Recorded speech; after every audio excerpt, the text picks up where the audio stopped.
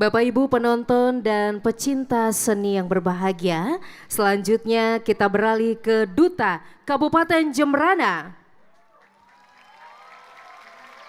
yang akan membawakan tabuh kreasi pepanggulan berjudul Nadi Winengku.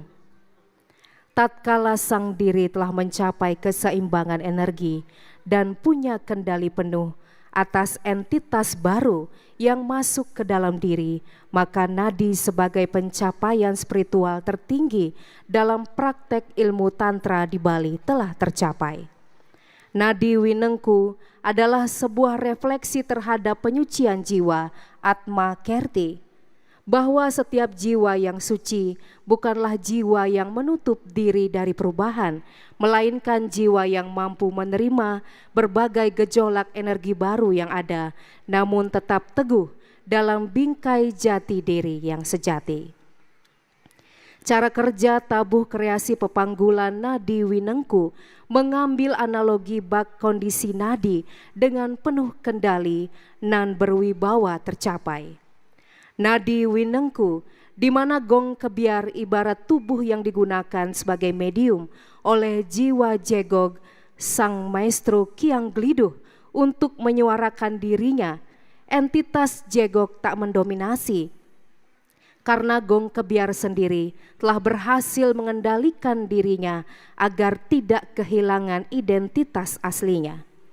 Nada khas Jegog, kotek-kotekan, khas gamelan Jegog Jemberana, sistem seselangkitan, oncang-oncangan yang khas menjadi entitas baru yang masuk ke tubuh gong kebiar memberikan gejolak energi baru dalam wujud tabuh kreasi pepanggulan Nadi Winengku.